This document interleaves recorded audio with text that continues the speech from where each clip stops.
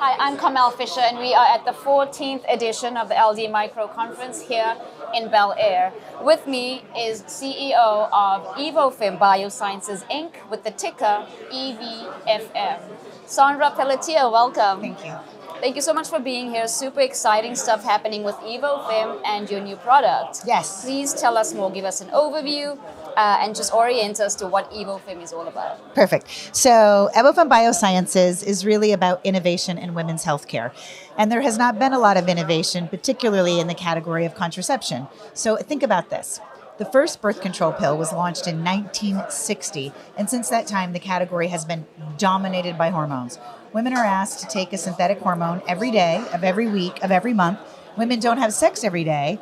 And so why it's so revolutionary and so innovative is that now women can have sex on demand, meaning they only use Phexxi when they need it, when they have sex, never when they don't. There's no systemic activity, so they don't have to worry about suffering from the hormonal side effects that many women experience. So we're very, very excited to have the first and the only birth control product with no hormones that you use only when you have sex. Fantastic. Definitely at the right time, with women taking a much stronger interest in what they put into their bodies, right? Without question, yes. Without question. Yes. So there was a recent FDA approval and, of course, well-deserving support from the House of Representatives. Yes. What will the potential coverage of the full range of contraceptives under the ACA, the Affordable Care Act, mean for EVFM? Well, I will tell you this. So right now we have about 70% payer coverage. But once we have our own category as a vaginal pH modulator, and that's how the product works. So a normal vaginal pH is 3.5 to 4.5. When semen enters, pH rises up to 7 or 8 and a woman becomes pregnant. So our category will be vaginal pH modulator, and one product in every category is fully covered. So women have zero out-of-pocket pay, literally zero. So right now we have 70% coverage, but once we go to 100% coverage with this own category, then every woman will receive Phexxi with zero out-of-pocket pay. So we're really excited about that because it will certainly help our gross to net. Because right now, the women who don't have coverage, we have a copay assistance program because we want women to be able to use this product and have access to it. So yes, this will be a very, very important milestone in the company's history because then we will have, full coverage. Absolutely. Sounds really promising. So a little bit about you and your business background and where this all started for you. Well, I have to tell you, as they say, sometimes what you chooses you. So I actually started in a very rural place in northern Maine. And where I grew up, it was really interesting that girls were suggested their only choices were who they married and how many kids they had. So when I left college, I started in pharma, and I actually carried a bag. I called on OBGYNs. I worked in women's healthcare my whole career. But for me, what I really understood is that from puberty through menopause, there are very serious levers in a woman's life when she doesn't want to get pregnant, when she does want to get pregnant, when she wants to space her pregnancies. Right. But what I also recognized is that when women don't feel as good as they should, everything is impacted.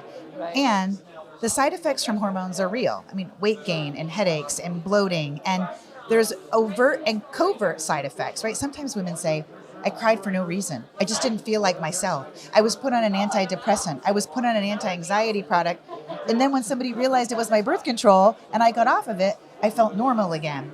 So my whole career has truthfully been around trying to talk about our bodies and how they work and trying to help women really get access to innovation so it can make their quality of life better.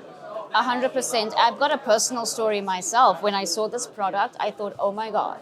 Because when I was very young, I had very intense menstrual cycles. They put me on a pill because that's all they knew would be the way to balance that out. So at the age of 11, 12, I'm on a pill up to the age of 23, having no sex whatsoever. I decided, well, I've been having this for so many years. Let me stop immediately because I don't know what this is doing to my body. It's an antibody. It's been in my system for so long. The minute I went off that, for the 2 years thereafter, I went into such depressive states. I lost so much weight. I did not want to leave the house, and I had no idea what was happening to me. Wow. And I thought I would share the story with you because it resonates so much. And I feel like, young girls, like you say, me being from South Africa, just the same way, being fed information and products that you have no idea what's happening. Yes. And my mom, very much a part of that process, also just filtered the same stories. Because I say, because something's always been done one way, it doesn't make it right. you know? Absolutely. And it's time. And I say, look, other companies have come out with just different delivery systems of hormones, right? 100%. In a pill or a ring or a patch. Well, those still have hormones. 100%. And so it's time for women to have something that they can feel good about, that's healthier. Absolutely. And the point that I had, that dramatic effect, just showed the impact that hormones do have, you know, and so I'm really excited about this product. Really, I am. Thank you. And then just to add to that, you know, Annie Murphy's story is really trending out there. I know. And of course, it's a wonderful story that I think many women probably share. Tell me, what further exposure initiatives would you guys like to take or strategize towards to get this product out not only in the US but globally? Yes, well, two things. So first, if you haven't seen the Annie Murphy commercial or the testimonial, it's on Phexxi.com. The testimonial has been game-changing because a lot of young women think there's something wrong with them. And they don't tell anybody because they think no one else is experiencing it. And no one talks about their vaginas. There's still so much ridiculous shame. It's just part of our body. So the Annie Murphy campaign has allowed us to really be fun and edgy, because all contraceptive marketing has been fear-based, right? You don't want to get pregnant. You don't want to get pregnant. So the Annie Murphy campaign has really suggested that it's not anything wrong with you, that all women experience it, and you should talk about your body. So that's been great. But she is going to be our ambassador for a year. So you will see a lot more of her. We've had, you can't believe it, we've had billions of impressions. She's done 21 interviews. But what's more to come is that we have social media influencers now too. So for example, breastfeeding women don't want hormones in their breast milk. Women who are diabetic can't take hormones. Women who are cancer survivors can usually never use a hormone again.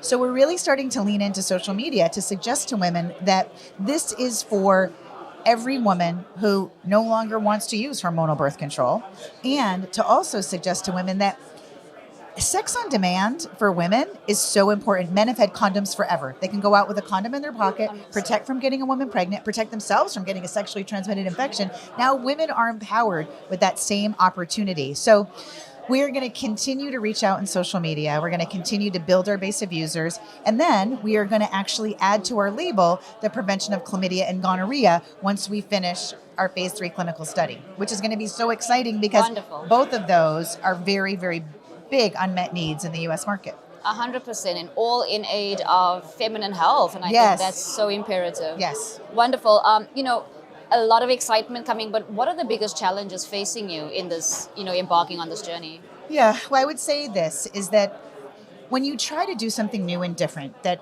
is really introducing a brand new category, I would say two things. There are moments in time when categories change forever. So when the medicated IUD came out, for example, women said, I want a fit and forget method. I don't remember to take my pill every day. Women actually forget 3 or 4 times a month. Everyone thought that that product would be 50 to 75 million, and it's 1.4 billion. We are in that moment now where women say, I don't have hormones in my milk. I don't have hormones in my meat. If chickens can be hormone free, why can't women?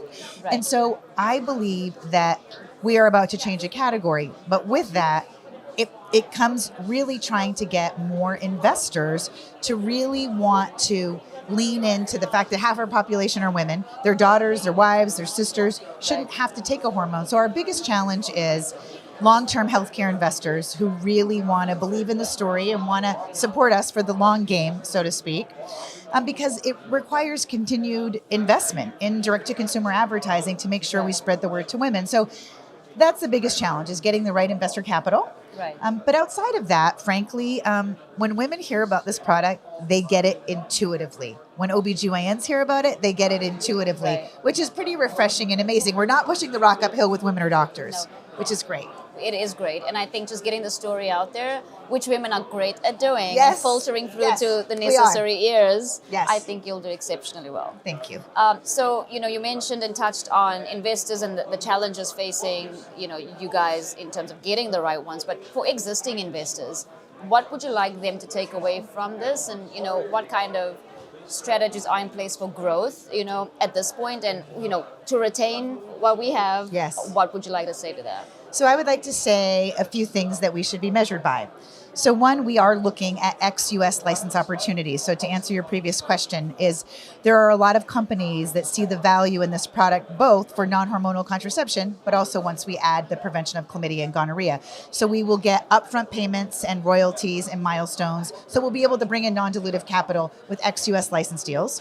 We also are continuing to grow our prescriptions very significantly post the Annie Murphy launch through telemedicine and through the OBGYNs, but we're also looking at adding another product into our portfolio. So that will help cover the cost of the sales force. So we are mindful that we need to find another product that's the same call point, that makes sense, that's a good product, that doesn't have a lot of issues. We know that we can bring in non-dilutive capital with ex-US deals, and we feel excited that we are the company that is really continuing to make significant growth even during COVID. So our current investors that we are incredibly grateful for, we're now turning a corner. And what I mean by that is with the ACA coverage, it's going to open up doors that right now are closed. And with the continued launch with Annie Murphy, we're going to get more and more users. Right. And so I think that they should brace themselves for more good things to come. Fantastic. This is a wonderful interview, and I think it's an exceptional initiative. And I think with the right story, which is everyone's story, really, It is. I believe that you guys will, get on track faster than maybe you think. So good luck. Thank you. Thank you. You're very welcome.